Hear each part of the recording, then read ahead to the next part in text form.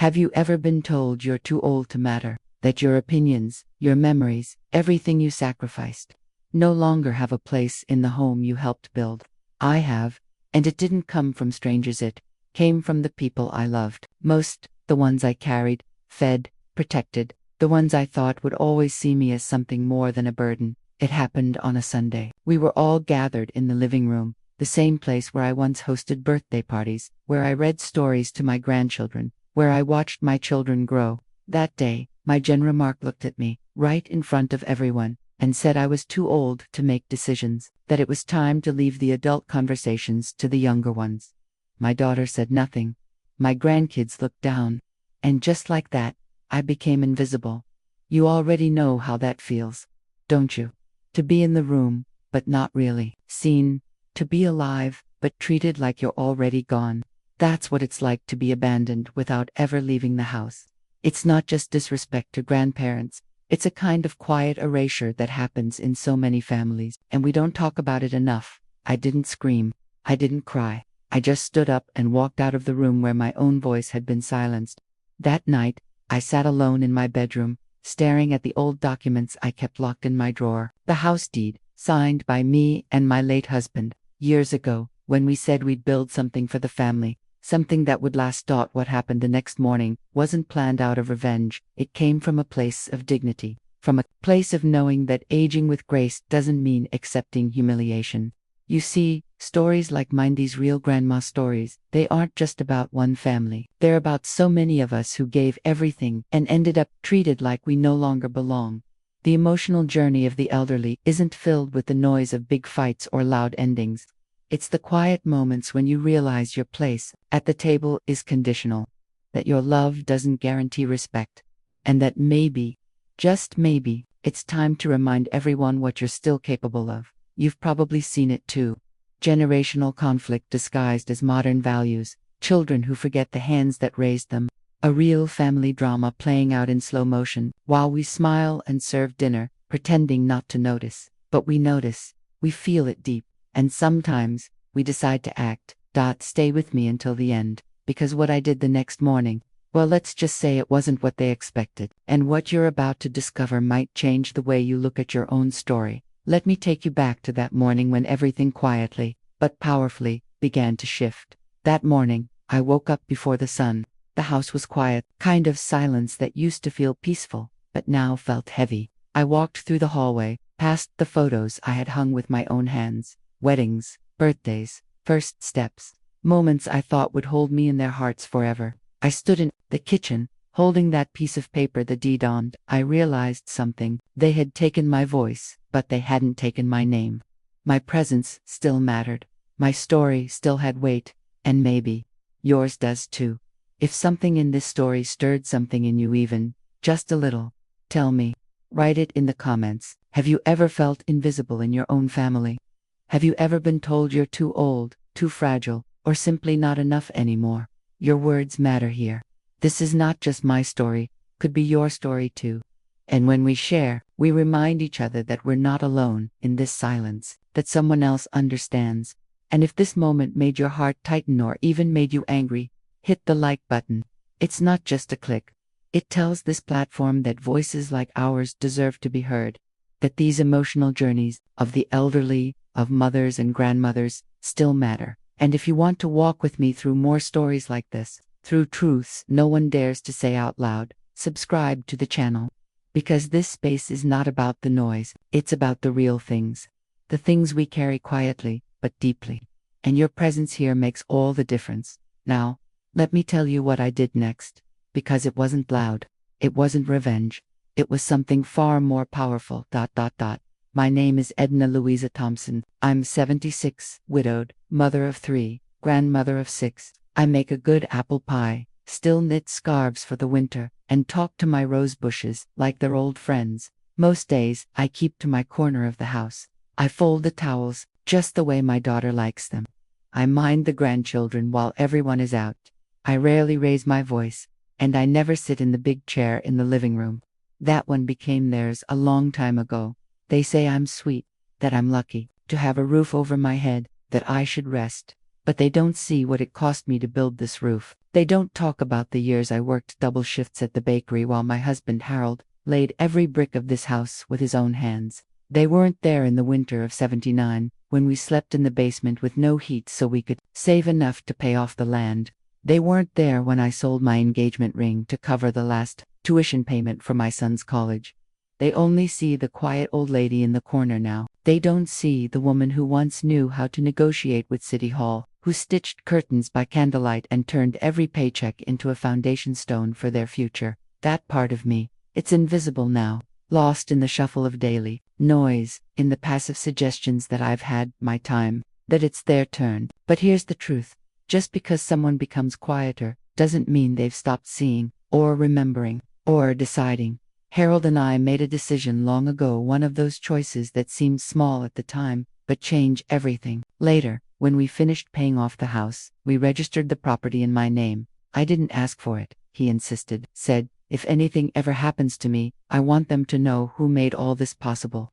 I thought it was sentimental. I didn't imagine it would become a secret weapon years later. For a long time, I forgot about that document. It sat quietly, yellowing in a drawer under my Bible and some old letters, until the moment I needed to remember who I was. You see, people assume that aging is a slow fade into but that's not what it is. Aging is a journey inward. It's when all the voices you silenced to keep the peace get louder.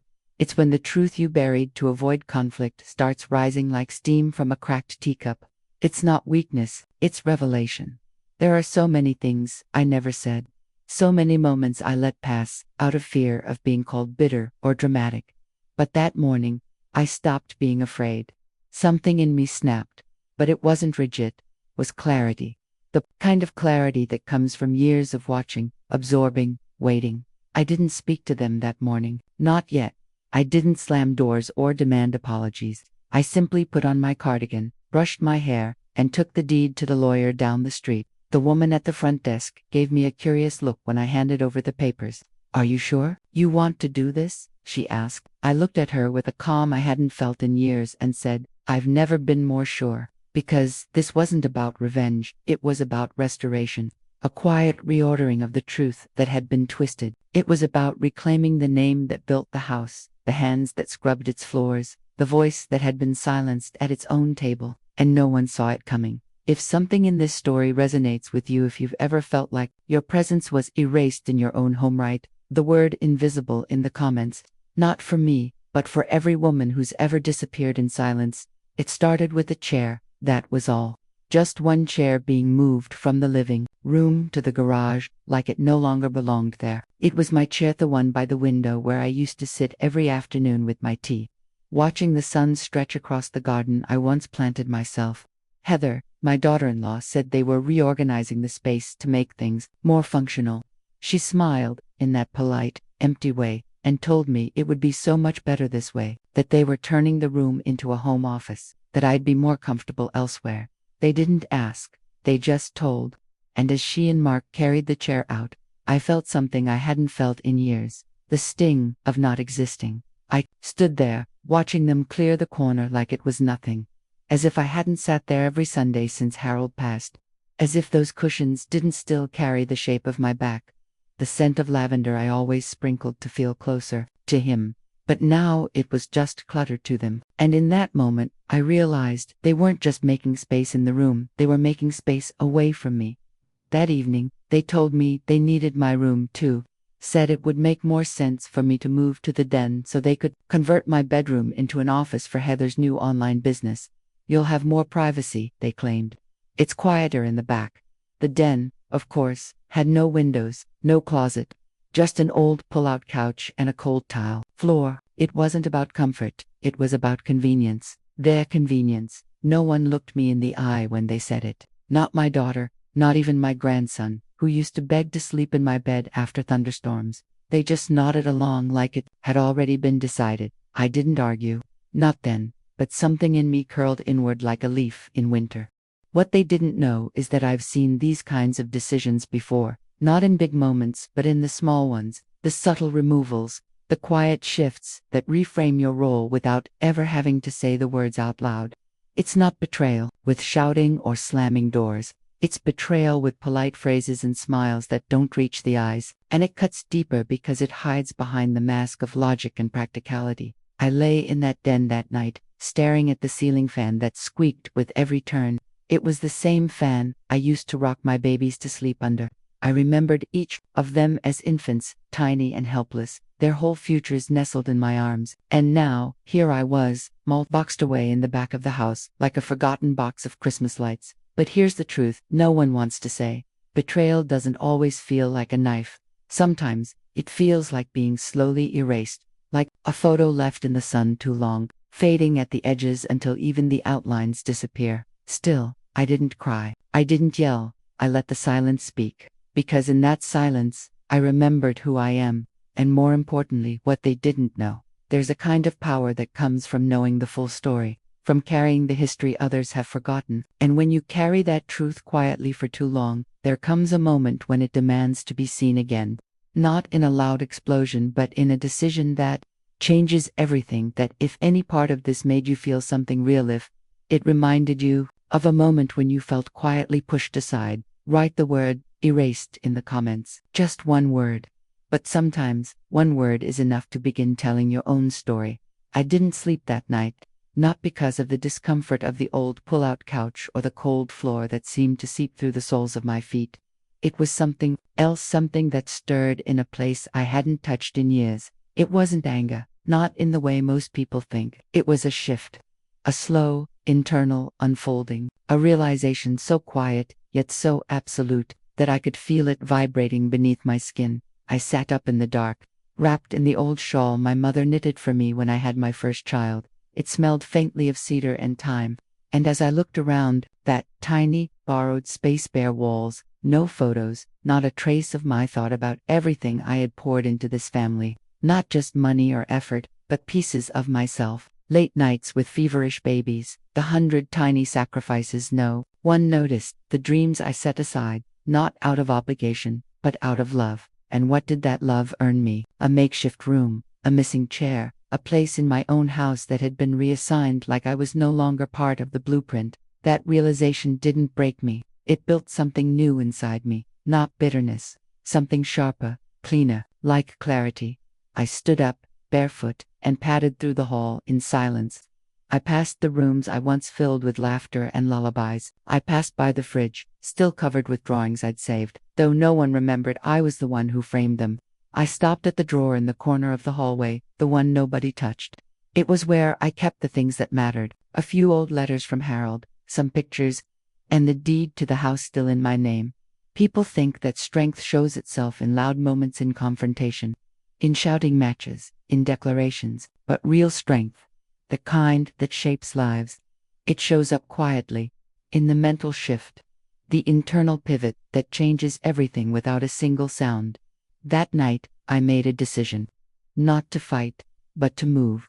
Not to demand a place in their lives, but to redefine mine. They had mistaken my silence for weakness. They had misread my softness for surrender. But what they didn't see, what they never thought to ask, was what I carried behind that quiet gaze. My story, my authority, my history, and most of all, my choice. I thought about Harold, about how he used to say, "Edna, never confuse love with silence. They're not the same." I'd forgotten that somewhere along the way, I'd let my love keep me quiet, even when I should have spoken, but not anymore. There's something powerful that happens when a woman reclaims her voice, not by shouting over others, but by standing firm in the truth of her own experience. I wasn't just a guest in that house. I was that house. Every brick, every window, every piece of furniture had passed through my hands. Every wall held a chapter of me. They could remove my chair, yes, but they couldn't remove my foundation. That shift wasn't just emotional, it was structural. A change in posture, in presence, in perspective. I no longer needed to ask for permission to matter. I remembered who I was, and when you do that, something in the world begins to rearrange itself around you. The transformation begins in silence, but it moves like fire once it starts. That night, I folded the deed carefully, placed it in my purse, and stood in front of the mirror, not to check my reflection, but to remember it. I looked into the eyes of a woman who had been through war, That's the kind fought with weapons, but the kind fought in kitchens, in hospital rooms, in late nights, beside a child's bed. And she was still standing. If you've ever felt that quiet shift inside you, that moment when you stopped shrinking and started remembering who you were. Right, I remembered in the comments. It's not about pride, it's about truth. And sometimes, truth is the loudest thing we can carry in silence. No one noticed when I started leaving the house more often. They assumed I was going for walks or visiting the market, like any other old woman trying to pass the time. They never asked. They never thought to wonder where I was going, or why I began carrying a handbag that had sat untouched in my closet for years. That's the thing about being dismissed. People stop looking closely, and that gave me room to move. The lawyer's office wasn't far, just a few blocks down from the church where I used to take the children for Sunday school. I walked there in silence, passing places that once pulsed with memories. The corner store where Harold bought me flowers on our anniversary. The bench where I waited for the bus during long shifts at the bakery. The fence we built when the kids were still small enough to chase each other across the yard. I walked through layers of my own life, invisible to the world, but fully present to me. When I stepped into the office, the young woman at the reception looked surprised. Not because of my age, she was polite enough not to show that, but because of the way I carried myself. She could tell I wasn't there by accident. I had that look people get when they're done waiting for someone else to fix things. The lawyer, Mr. Behrens, greeted me like I was someone he didn't quite know how to place. I wasn't the typical client anymore, but as soon as I pulled the deed from my bag and laid it across his desk, his tone changed. He sat up straighter. He listened more closely. The paper spoke before I did. It carried weight, and it reminded both of us that stories have power when they're written in ink. We reviewed everything. The house had been in my name since 1989. Harold's decision, one that no one else in the family seemed to remember, or maybe they just assumed it had changed. It hadn't, and that fact sat there between us like a sleeping lion, quiet but capable of waking the entire house. I asked him what it would take to transfer the deed, not to my children, not to Heather or Mark, but to Sarah, my granddaughter. The one who still knocked before entering my room, the one who left me little notes in crayon when she was 7, and still brought me tea when I wasn't feeling well. She didn't see me as old, she saw me, fully. He asked if I was sure.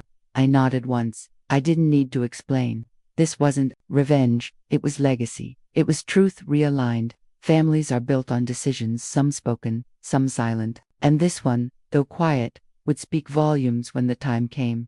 Over the next few days, I went about my routine like always. I baked, I swept, I smiled when spoken to, and stayed quiet when ignored. But beneath the calm, the gears were turning. I was no longer waiting to be remembered. I was preparing to remind. Every signature I gave, every paper I reviewed, was a quiet act of reclamation. They thought they'd moved me aside like a piece of furniture, but what they didn't realize was that I still held the blueprint. I wasn't just part of the foundation, I was the foundation.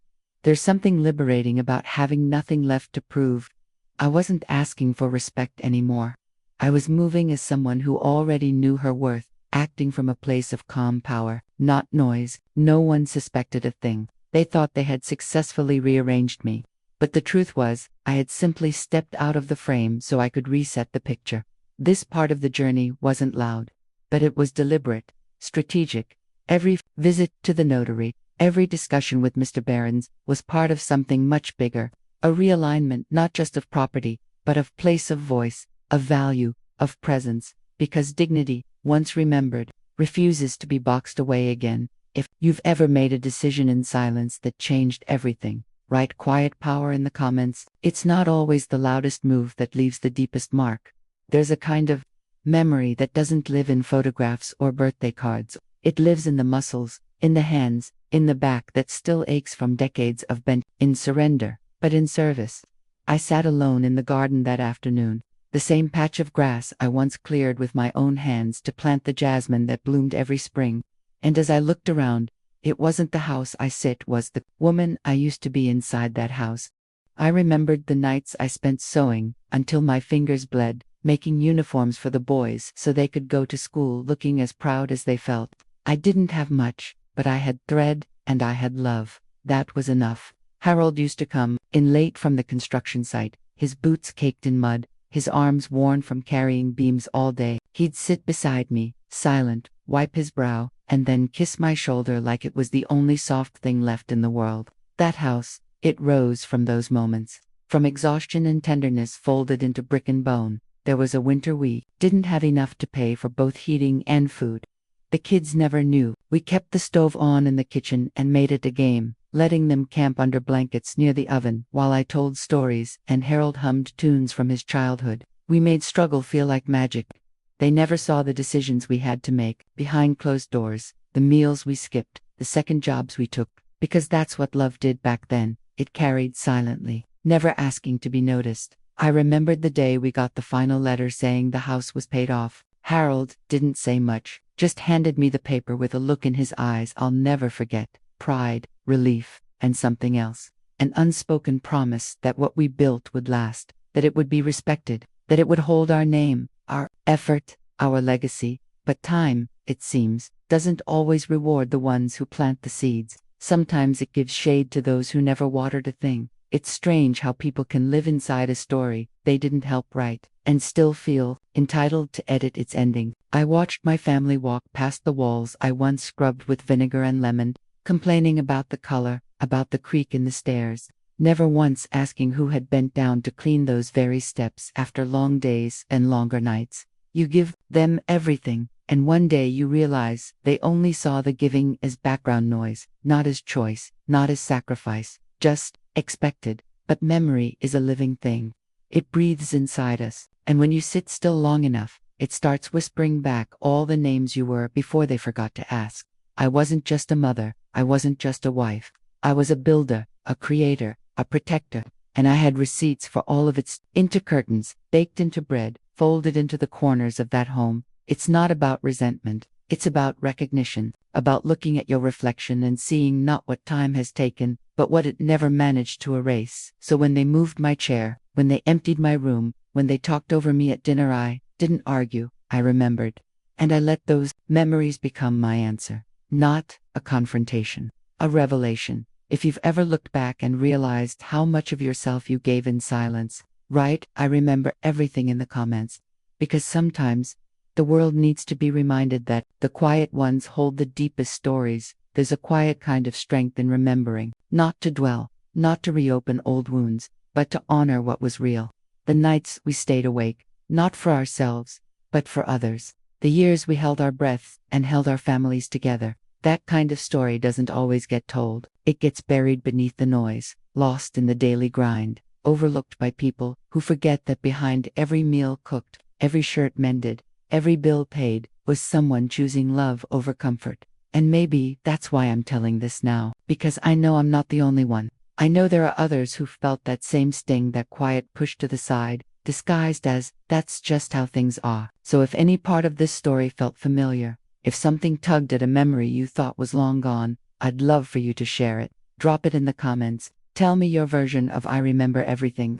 Because when we speak, we connect. And when we connect, we remind each other that we were never truly alone. If this story moved you in any way, made you feel seen, made you angry, made you pause, click the like button. Not for the numbers, but because it tells this platform that stories like this matter, that voices like ours deserve to be heard, and it helps others find their way here to dot. And if you want to keep walking with me through these kinds of stories, through truth, memory, and the dignity to often forgotten, subscribe to the channel, not just because it's the thing to do, but because it means something to you. Because you believe that experience deserves a voice. We're building something here, a space where the past isn't discarded, that's honored, where silence becomes story, and where every comment, every like, every person who joins us helps this message grow stronger. Sunday came like it always did, slow, familiar, wrapped in the smell of coffee and the sound of chairs scraping across the tile floor. They had no idea. To them, it was just another family lunch. Roast chicken, polite tension, surface smiles. The kind of afternoon where everyone shows up out of duty, not love. I moved through the house like always, steady and invisible. The good grandmother, the silent fixture in the background. I watched them sit where they always sat. At the long table Harold and I bought secondhand when the kids were still young enough to spill juice and fight over forks. They filled their plates, passed the bread, scrolled through their phones, I could feel the weight of it, the assumption that everything was theirs, that the house itself belonged to them now, simply because I was too quiet to object. And yet, there I was, present, listening, ready. When Sarah came into the room, something inside me calmed. She had no idea either. Her face lit up when she saw me, like it always did. No script, no calculation. Just that kind of love that doesn't shift with time. That Gershie had noticed everything all along, even the things no one else saw. The missing chair, the hushed conversations, the silent dismissals. She noticed, but she never changed how she treated me. So I stood up, slowly, quietly, and for a second, the room paused. Not out of respect, but confusion. It was rare for me to stand during lunch. I usually stayed where I was put, but this time, I walked around the table, gently placed an envelope in front of Sarah, and said what I had rehearsed only once, in my mind: "This house is yours now, because you were the only one who never made me feel like I didn't belong." In it, the room fell into a kind of stunned silence. Heather's fork hit her plate. Mark leaned forward as if he hadn't heard me right. My son opened his mouth, then closed it again. Sarah just looked at me, eyes wide, heart pounding in her chest. I could see it, no yelling, no defense. I didn't owe them explanations. The truth was written in ink, notarized, filed, and final. I didn't need to justify the decision to anyone who hadn't once asked how I was doing, who hadn't noticed when I was moved out of my room or had my space erased. This wasn't a was a resolution. And the irony, they were all so focused on power, on control, on their image of what I was: old, fading, fragile, that they never thought to ask about the very foundation they stood on. They walked through this house like they owned it, never realizing I was the one holding the keys all along. What happened in that moment wasn't about property. It was about presence. It was about dignity being restored in full view of those who tried to bury it. It was about reclaiming not just space, but memory, authority, and identity. I wasn't giving Sarah the house to punish anyone. I was giving it to her because she still saw me, and I needed that part of me, the part that still believed in love and legacy, to live on somewhere it could be nurtured, not neglected. They didn't argue, not immediately. The silence stretched thick across the room like fog. Some were too stunned. Some, I think, were ashamed. But I didn't stay to watch them process it. I just returned to my seat, poured myself another glass of tea, and let the truth settle into the walls like sunlight through old curtains. If you've ever delivered a truth that changed the balance of a room, that flipped the script without raising your voice, right? I stood up quietly in the comments, because sometimes the quietest moves echo the loudest. Mark was the first to speak. But it wasn't a question, it was a protest. His voice rose in disbelief, coated with entitlement. "You can't just do this," he said, as if my life, my home, and my decisions were open for debate. Heather followed, arms crossed, voice sharper than usual, her words stumbling between shock and fury. "We've built our lives around this house," she snapped. "How could you take it from us?" I didn't respond. I didn't need to. The answer was already printed on the document Sarah still held in her trembling hands. Legally binding, witnessed, irrevocable, the kind of truth that doesn't need defending because it speaks for itself. They stood, pacing now, flustered, exposing themselves with every word. "After everything we've done for you," Mark shouted, as if letting me stay in my own home had been a favor, as if my decades of sacrifice had evaporated into convenience. Heather began gathering her purse, muttering curses under her breath. Their exit was loud, scattered, and angry, the kind of scene you remember, not because it was dramatic, but because it confirmed everything you already knew. Sometimes, the loudest people fall the hardest when faced with a truth they didn't see coming. The others remained seated, still digesting what had just unfolded. My son didn't say much. He stared at the table, as if seeing it differently. For the first time, maybe he was remembering the nights I stayed up sewing his school costumes, or maybe he was realizing that silence has consequences. To not just the silence of elders, but the silence of children who look away. Sarah never let go of the envelope. That week, the neighborhood buzzed. People talked not in that gossiping way, but in low, admiring tones, the kind reserved for moments that shift the atmosphere. A few neighbors stopped by, not to pry, but to hug me, to say they'd heard what happened and that it gave them hope.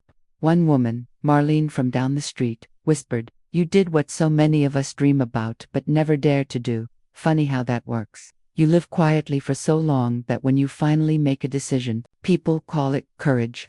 But it wasn't bravery that moved MIT, was clarity. There comes a point in your journey where protecting your peace matters more than preserving someone else's comfort. For years, I allowed myself to be managed, to be spoken over, to be thanked without being heard. They thought I was quiet because I had nothing to say, but I was quiet because I was watching, collecting, learning, and when the moment came to speak not with volume, but with action, I didn't hesitate. This wasn't about punishment, it was about restoration. About realigning what had been twisted for too long. The truth had been buried beneath routine, expectation, and unspoken rules. And now, it was on the table, undeniable. I didn't scream, I didn't shame. I simply reclaimed what was always mine to give. And I gave it to someone who still looked at me like I mattered. In the weeks that followed, the shift in the air remained. There were fewer interruptions when I spoke. More pauses, more care.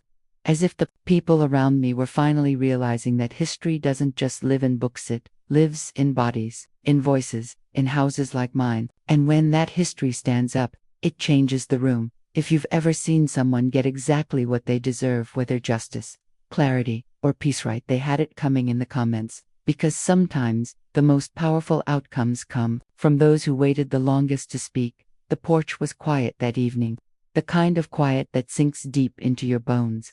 I sat in my usual spot, hands wrapped around a cup of chamomile tea, the steam rising in soft curls like memories from long ago. The jasmine bush bloomed beside me, just as it had for decades, filling the air with that sweet, familiar scent, the same scent that used to drift through the house when the windows were open, when children laughed inside, when Harold hummed while fixing the porch steps. The light was fading now, casting long golden lines across the wooden floorboards, and I let the silence settle without resisting it. I had done what needed to be done. The decision had been made, the truth revealed, the balance restored. But here's the part no one tells you about. Standing up for yourself, it costs something, and that cost doesn't always come in the form of backlash or arguments. Sometimes, it's the ache of what doesn't come back. There were no more goodnight hugs, no more surprise visits with a slice of pie, no knocks on my door asking for advice, even if they never followed it. The air in the house had shifted, not in a violent way, but in that quiet kind of distance that forms when people don't know how to sit in the truth they just received. I wasn't surprised. I had prepared for it. I had felt this kind of silence before in my marriage, in motherhood, even in friendships where I'd given too much and asked for too little. But this one was different. This one was mine by choice. I had chosen dignity over comfort, clarity over illusion, and now I was living in the aftermath of that clarity, not regret, just reality. I thought of Sarah, the way she had hugged me tight after that Sunday lunch. She didn't say much, but her arms spoke enough. There was something in her eyes that reminded me of myself when I was her age-fierce love, wrapped in gentle silence. That hug was the only one I'd received that week, but it had weight. It had honesty. People like to talk about winning as if it's clean, celebratory, full of applause, but sometimes winning feels like sitting alone on a porch you built, realizing that in order to protect yourself, you had to let go of what you thought would always be yours, and still, I wouldn't undo it. Because that porch, that house, this story, it all means something different now. It breathes truth, and I can finally sit in it without shrinking. I looked out over the yard, remembering tiny feet running through the grass, Harold teaching the boys how to hold a hammer, me calling everyone in for dinner. Those were good days. Real days. Not perfect, but full. And now, even in this quiet, I carry them with me. I haven't lost them. I've simply moved into a new chapter, one that's written with firmer lines, clearer boundaries, and a voice that no longer asks for permission to speak. There's a kind of transformation that only comes after the noise. A new self that rises not louder, not harder, but more whole. I had reached that place, and while it was lonelier than I expected, it was also more honest than anything I'd felt in years. If you've ever had to choose between being loved and being respected, and you chose respect even when it hurt, right, I chose myself in the comments, because sometimes, the most powerful kind of love is the one you finally give back to yourself. If you've stayed with me all the way to this point, it means something in this story spoke to you. Maybe it reminded you of someone you love. Maybe it reflected something you've lived. Either way, I'm grateful we shared this moment. That's the beauty of these stories, they help us see things more clearly, even when they're wrapped in quiet pain. If this journey moved you in any way, go ahead and hit that like button. It's a small gesture, but it tells me that stories like this matter, that truth, even when whispered, still finds its way to the right hearts. And if you want to keep walking with me through stories that make us feel, reflect, and remember who we really are, then I invite you to subscribe to the channel, not just for the next video, but for the space we're building here, one where memory, dignity, and emotional truth have a voice. Now, if you made it all the way to the end, leave a comment saying, "I'm with you until the end." I'll be there reading each one, because this isn't just storytelling, it's connection. And before you go, there's another video right here that speaks to this same truth. Different faces, same heart. Click it, and keep walking this path with me.